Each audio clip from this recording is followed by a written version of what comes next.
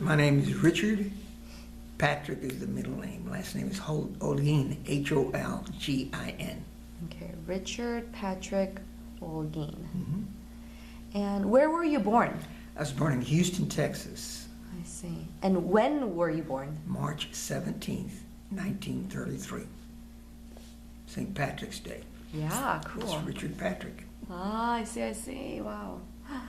Can you tell me a little bit about your family, your parents and your siblings that you grew up with? Okay. I had one brother and one sister, both deceased now. My dad and mom, my mom came over from Mexico when she was very young, maybe 3 or 4 years old. They just walked across the bridge and were from Mexico into Texas. And in Texas, they settled into a small town called Corsicana. And then from there, they came to Houston, where they met. My mother and father met in Corsicana. And then they came to Houston and settled in Houston. My dad was a tailor, and he had all his life had worked in clothing, men's clothing, and my mom was just a housekeeper. And my sister had 1 year of college, and my brother went to college also. But he studied electronics, and he landed up fixing TVs and things like that, all kinds of electronics. And he graduated from the University of Houston. Then I went to the University of Houston, and I graduated there. I can't even remember the year, but it was way back there. So I graduated from the University of Houston with a bachelor's degree in business administration, and that was after I came back from Korea.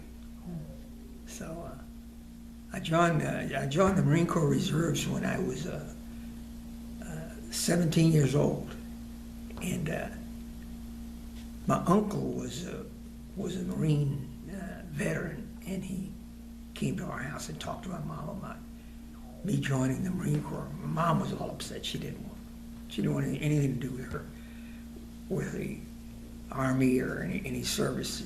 She wanted me just to go to college. So anyway, I did join, and thanks to my Uncle Rudy, which was also a former Marine. And I was in the reserves there for maybe a year and a half when the Korean War broke out. And they just swept all of us. They just shipped us straight all. I mean, it gave us like 3 or 4 days to get ready. And says, you're not going to need any clothing because we're going to issue you Marine Corps clothing at Camp Pendleton. We went straight from Houston. I lived in Houston, Texas, straight over to Camp Pendleton, California. And Camp Pendleton we broke up into units, and I landed up in an artillery unit. I knew nothing about artillery, but they showed me pretty quick. So and I stayed with the 11th Marines, and we went there from Camp Pendleton, Oceanside, California. We went back to San Diego, got aboard ships, and went and made the Incheon landing, which is the first landing that the Marines had made. And we went through the Incheon. We a successful landing, and then from there we started going straight north, and we went through all the villages and all that. Most of those places we went through were pretty well damaged already before we got there. They were either burnt or people's bodies laying all over the place. The Chinese just ravaged everything. So anyway, we went all the way up to the Yellow River when we got counterattacked, and they drove us all the way back to the 38th parallel, which is where we stood. And from there, I landed up in this artillery outfit, and I landed up carrying ammunition from the rear in a truck. The truck was, it was 2 of us that I remember very clearly. The guy that was with me almost all the way through, most of the guys that were with me were from Boston. Now, I don't know how Boston got in here, but they were from Boston. The Marine Corps Reserve unit there in Boston was also dragged in and kind of thrown in with the Texas unit that we were. So that's how we got. And they all had this Boston accent, you know. So sometimes I had to ask them to repeat themselves because they were heavy Bostonians. So anyway, we carried ammunition to the big 105s, these guns that were there. And then that's where most of the time I stayed there until we got up north. When we got hit by the Chinese, and they took everybody who was not actually handling a gun to become a rifleman, which we were all trained to be riflemen. So they broke us up, and all the guys that were in this unit became one unit.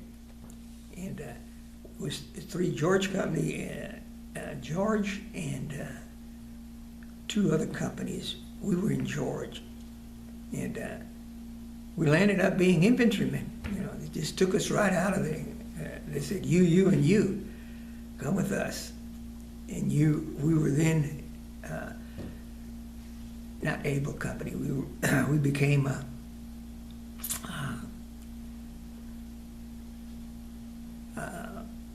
Delta. No, it was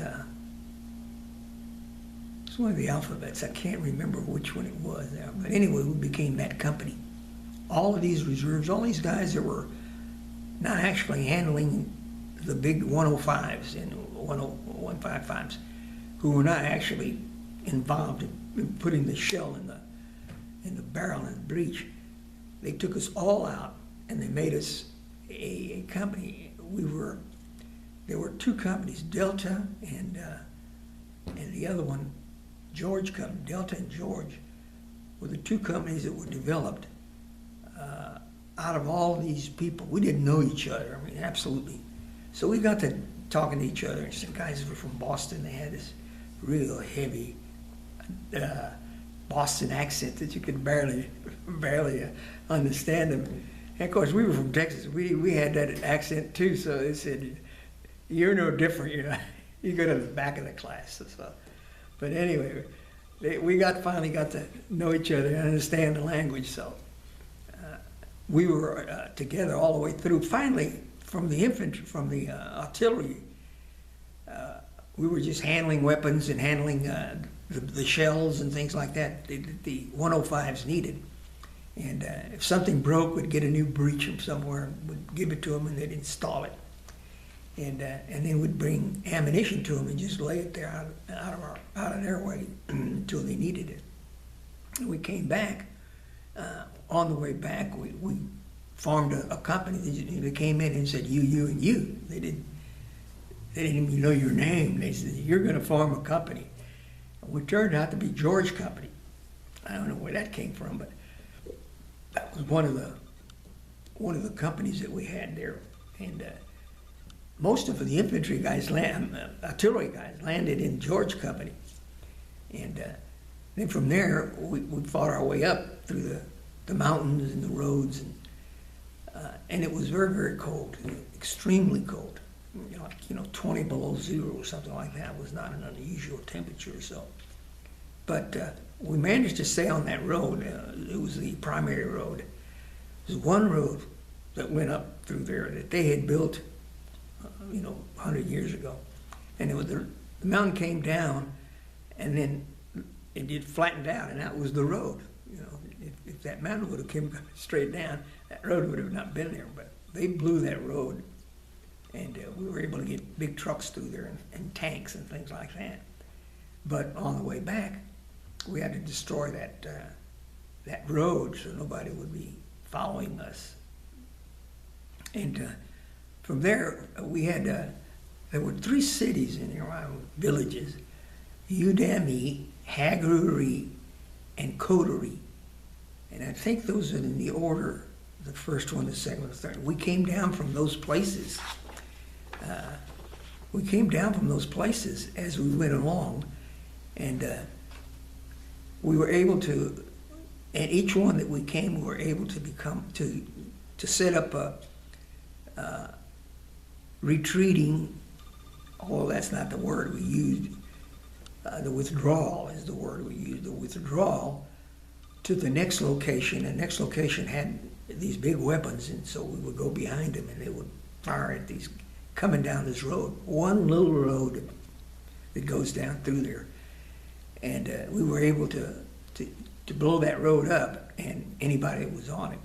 But we came all the way down to the last one was Hageree. I think it was Hageree was the last city, the last little village. Yeah, Hageree, that was the last village that we hit. We started way up here at, what's the Hamdung? Udemy was one of them that we came through the pass. We blew the bridge. No, they blew the bridge. And at Dancon Pass. We came up there, you know, ready to keep going.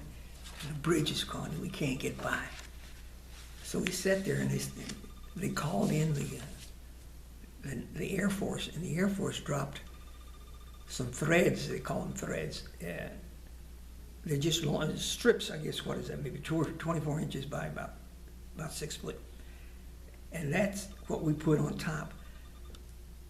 And it was very unfortunate that we didn't have, it was so cold, we couldn't even dig, we couldn't do anything. So we did blow some holes to get the dirt out and put in there. But we also put some of the enemy in there. And we tapped them, closed them up, and finally got the trucks to go through and get the rest of us out of there. And that was the last part before we got to the water. Udemy, Hageree, and Coterie, and then we hit that, where the water was down here, and that was at Coterie, Udemy.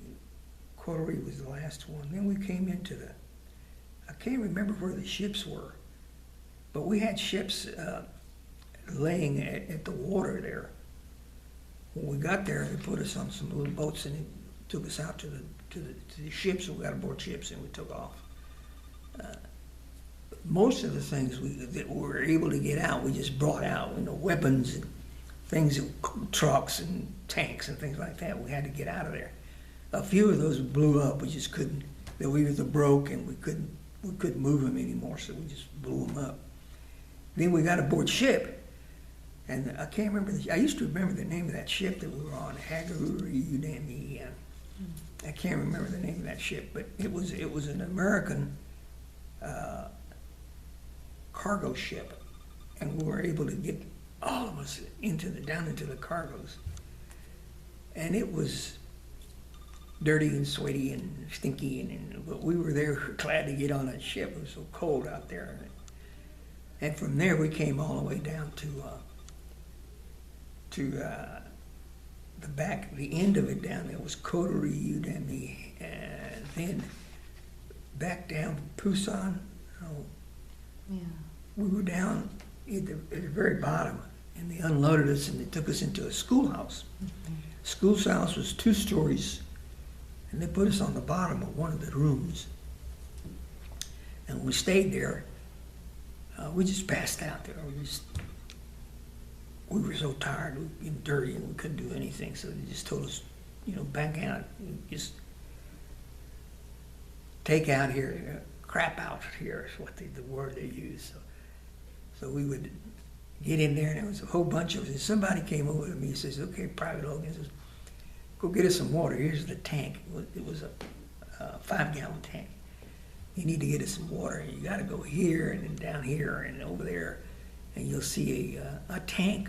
It's a half a tank, about as big as this table here, and it's a big round tank, and it's full of water.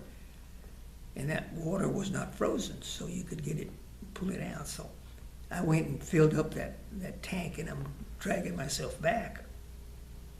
And this lieutenant called me and says, "What's wrong?" Marine, he didn't know my name, so I says, "Nothing, sir. I just been asked to get some water. I'm going back." There was a 2-story schoolhouse, and we were on the bottom of that schoolhouse, the first floor. I said, "I'm going back to the schoolhouse where my men are. We got to take these water to them." I says, what's wrong with your feet? I said, nothing wrong. Your feet are all right. He says, walk over there. So, I took a few steps and then back, and he says, you're in bad shape, boy. You better come with me. I said, but, how about the water, Lieutenant? This was a lieutenant. How about the water, Lieutenant? I got to take it to my men, to our men. And he said, no, you're coming with me. They took me to sick bay. There was a tent. This was a tent where the wounded guys were. They went in there, and he says, take your boots off. And I said, hell, I can't take my boots off because my legs were all swollen. I said, we'll cut them off. Don't worry. So they cut the boots off. And he says, hell, you got frostbite all over your face. You can't even walk. You shouldn't be walking. He said, hell, how am I going to get out of here if I can't walk? He says, don't worry. So they put bandages all over me. And they put gauze, of all things. They put Vaseline. Vaseline, the kind that you buy in the drugstore, the little Vaseline. They put it all over my feet, and then they wrapped them up. And he says, okay, you need to get in that truck. And I said, well, how about the men that who's going to tell the people where I'm going here? Who's going to take them this water? He says, yeah. I said, Private, you don't have to worry about anything. We'll take care of everything for you. I don't know if it ever got to them or not. So anyway, I got on this truck, and the truck took us just a mile down the road. And there's a railroad track, a train. And this train was the kind we used to have in America. It was these small little trains that, you almost feel like you could pick them up and play with them. Anyway, they threw me on that plane, on that train. But I wasn't the only one. Hell, there must have been a couple of hundred of us. But none of us could walk. So they threw us on there. And they took us from that little train. It's just a small little track. They have a name for that little track. Small rail track or something like that. They took us down to the water, and there's these big ships waiting for us. And they took us up from these things, and there was a couple of Chinese there, Koreans, that were from that area, and they were helping all of us get on, because most of us couldn't walk. We get on ships, and they put me down in the bottom of that ship, and the doctor came over and said, man, you got frostbite, but we're going to take care of you, don't worry. So they gave me a shot, like every couple of hours, they'd come over and give me a shot, right on my butt back here, to take care of the frostbite, so it wouldn't get infected. I wouldn't get whatever frostbite gets. So anyway, they put me on that ship, and after that, they took care of my feet. They wrapped them up, and we took off from that. We were in Busan. No, this was up north. I can't remember the name of the city that was there. Pohang? It was way up there. This one won't show. This is only the Chosin area. Uh-huh. So was it kind of east side or? We were north, and the only way we got up there was through this one road. And that one road led us right to we were, stone's throw from the border. I guess it's China on the other side, and Korea was on this side. Wonju or something? Wonju, up there. And we were almost to we could see the border. We could see the Chinese on the other side. And, but then they hit us with everything, and so we just regrouped and backed off all the way back down to, I think the first city that we backed up into was, it wasn't Hagarui. Yeah, it was Hagarui, because there's 3 cities there, villages. Hagarui, Udami, and Kodori. And we just went from one of those little villages to the other. Mm-hmm. And Hagarui was as far as I know that we got. I don't recall. Here's Udami, and there's the 11th Marines. That's who I was with. And anyway, we got there. We finally got back down to that one road. This is Fuqingli Road Pass, it was called. We got back down like that, all the way down to the water. We were put aboard ships. And most of our equipment was also put aboard those ships. They had cranes, and would lower down and bring them up and put them on the ship. And we took pretty well everybody that was with us. We lost some guys, but they were the tail end of this retreat that we were in. We call it the withdrawal, not retreat. We call it the withdrawal. And we were going all the way down, all the way to the water. And we got on the ships down at that water. And we were you could just throw a rock and hit our boats out there. We were ships. The ships were out there.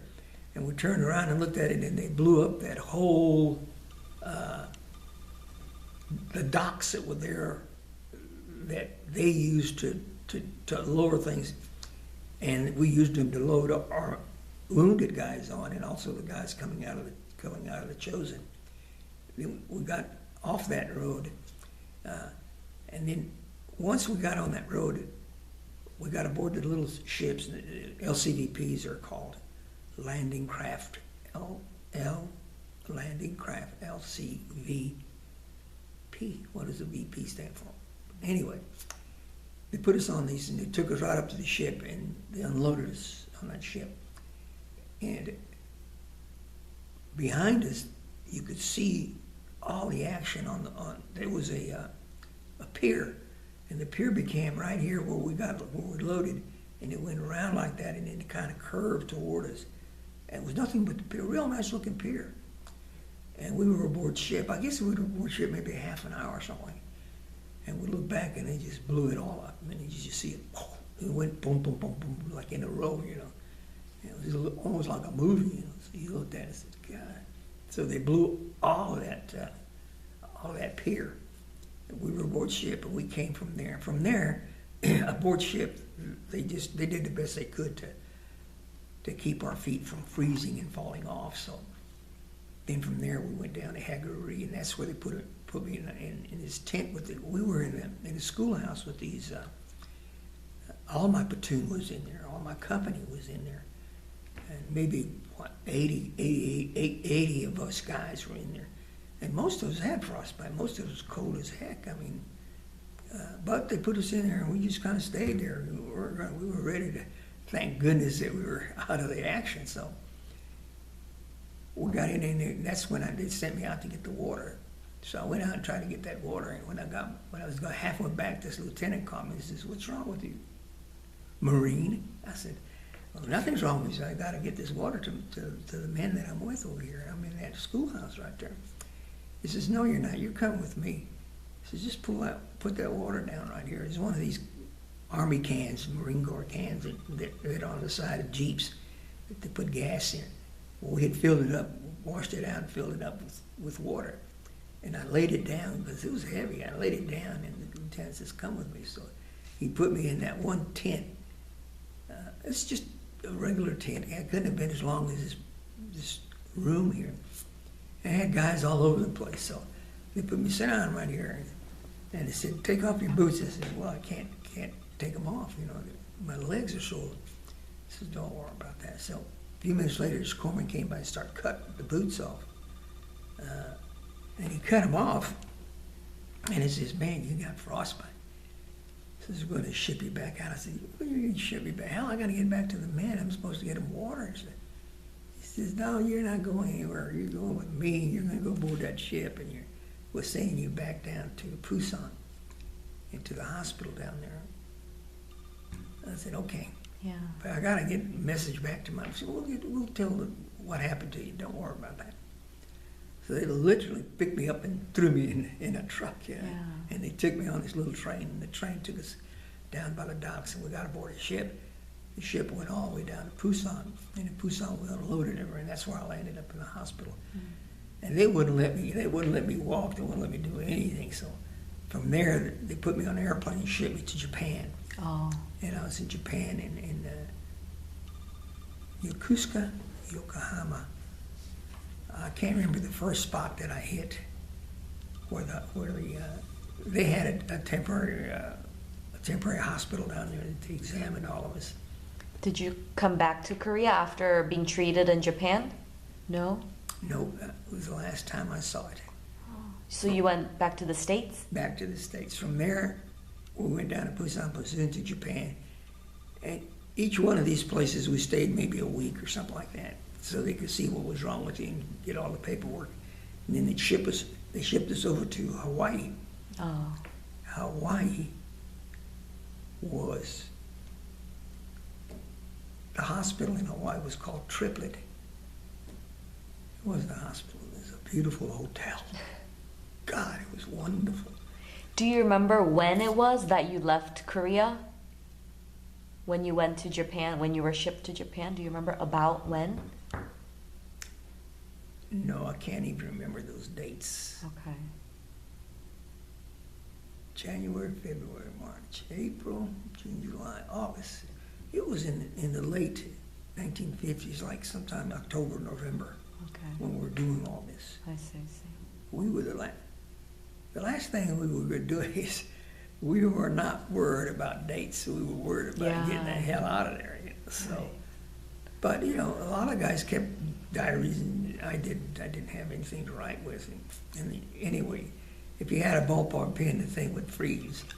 So you couldn't very well write. Some guys with pencils and things like that were all right, but if you had anything else, it wouldn't work.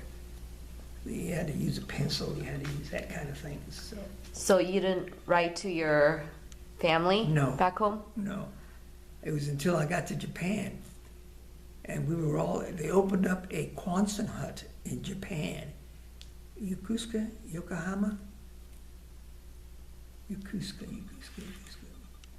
It was either Yokohama or Yokosuka that we landed.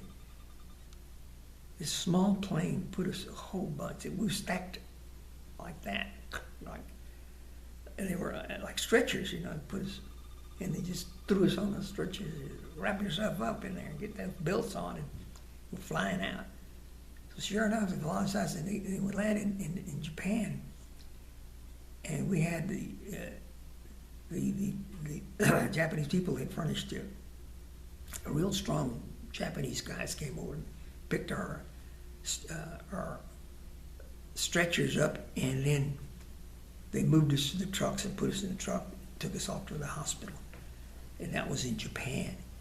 In Japan, all they did was take all the strippings off of me, cleared my legs, and make sure that I had I didn't lose any toes or anything like that, but I did lose part of that heel. And so anyway, they wrapped me back up again, and they put Vaseline on. I don't know why, but anyway, Vaseline was there, wrapped me up and put me up, and then they took me down on this little train to the airport, and they put me on the airport and shipped me over to Yokohama, Yokohama, Japan, and that was a big army hospital there. Yeah. And man, it was packed. Now they brought him in, and in the front, it was a big open space like that, and then over on the left was the counter where you check in.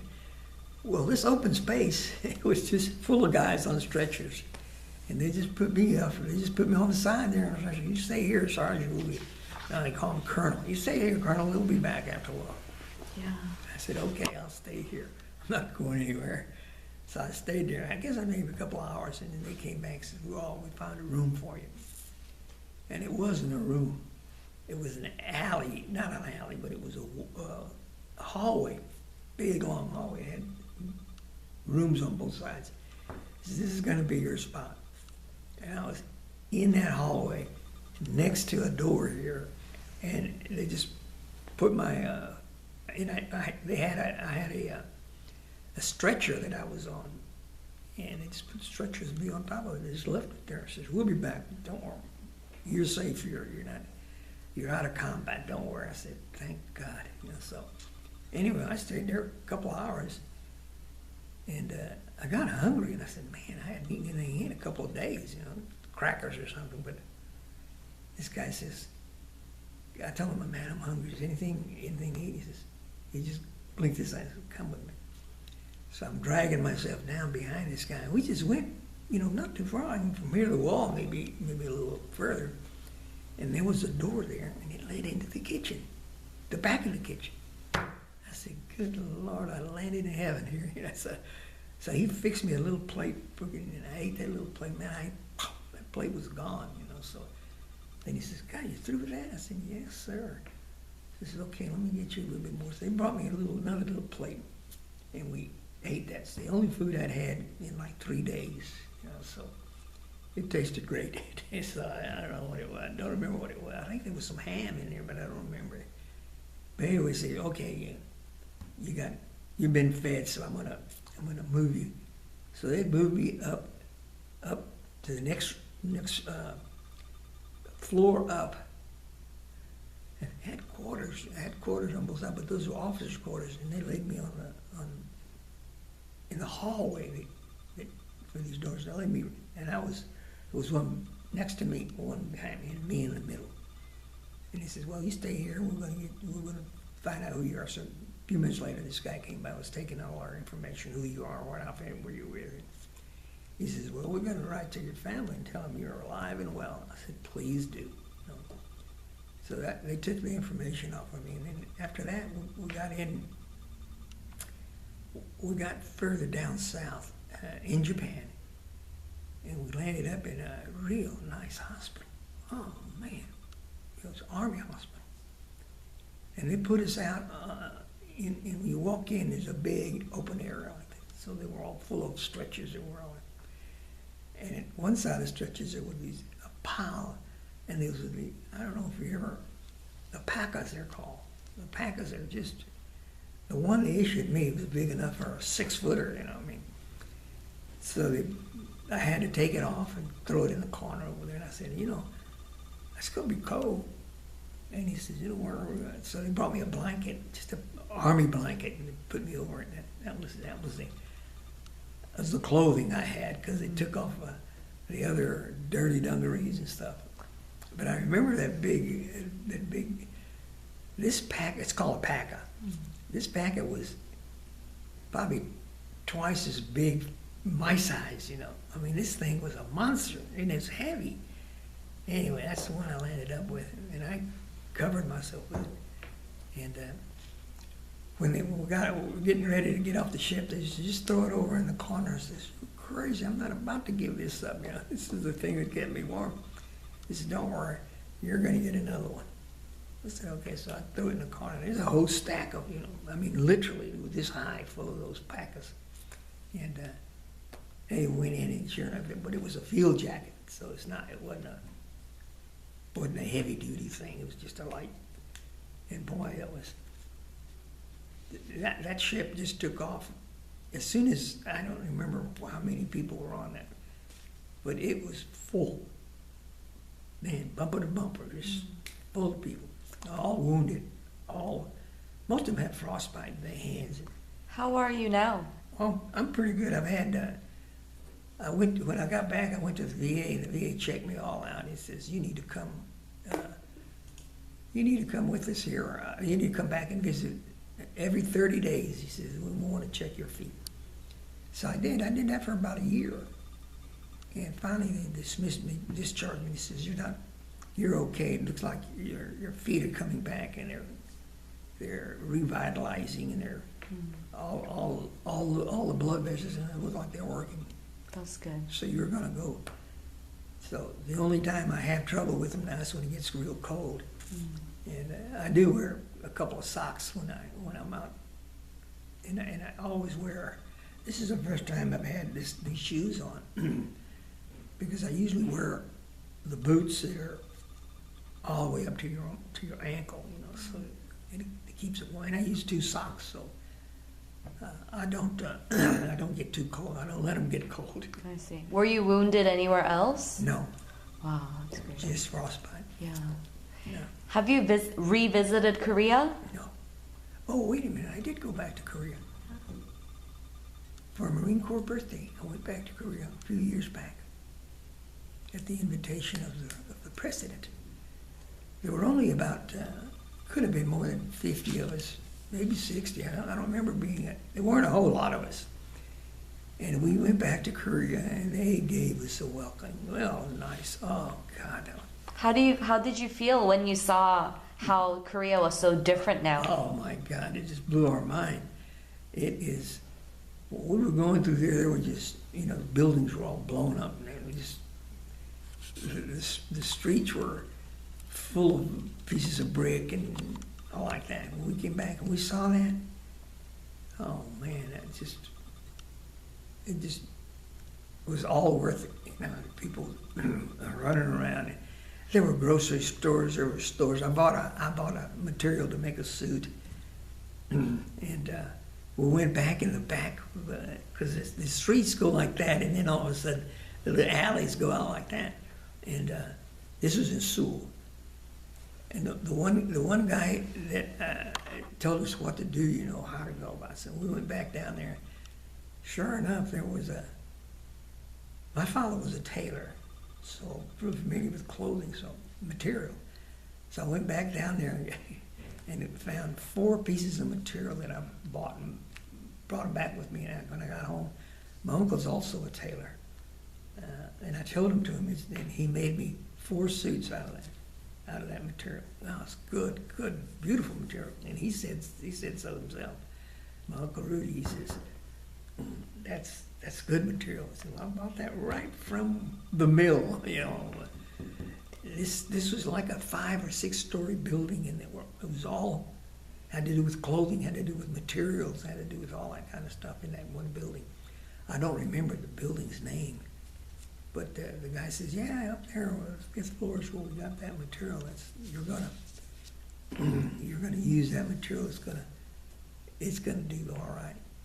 And if I'm not mistaken, I still have one of those suits. Wow. That's how. Wow. And they were really good. It was really good material. Yeah. Anyway, Yeah. that was one of the things that we got.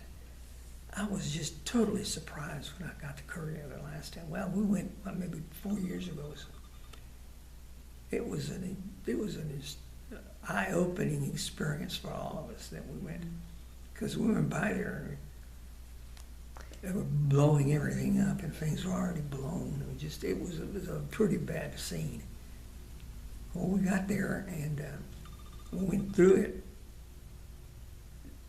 We were doing some of the blowing, because there were people behind it that they were Chinese all over the place, you know. So, but when we came back, I told my wife went with me. I said, "Look, we need to go down this alley." So we went down that alley, and I said, "This is where we had." And I said, "Now, if you look over to the left, there's another alley, and that's where we had a firefight in there." So we went down, and he says, "Here it is." He turned it, and there it is, the same place. 30 years earlier, we had a firefight in there with the Chinese. Wow. It was incredible to come back and visit those without being shot at. Yeah. What do you think the younger generations should remember most from the Korean War, or from what you guys did for the country? Well, someone has to be grateful for having the Marines there. You know, Marines cleaned up a lot of stuff. You know, and there were some pretty bad scenes that we were involved in, and I think they ought to be grateful that somebody came to their aid. It was the United States, but there were more. There were Australians there, and there were English people there also, and they all gave their best. You know, we had plenty of guys. Of course, we brought artillery with us, and we were blowing buildings off because it was full of Chinese. So, but anyway, we were fortunate that we didn't get a tidal wave of Chinese coming at us. There was a lot of Chinese there, but there weren't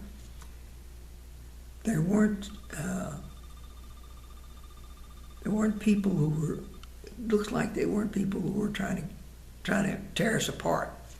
They were shooting at us, but they didn't feel that what they were doing, what they were going to do, was very critical. I hope to see you at the next reunion. Oh, absolutely, yeah. Absolutely. And my regards to the people back in Korea. I tell them we never forgot them, and we never will.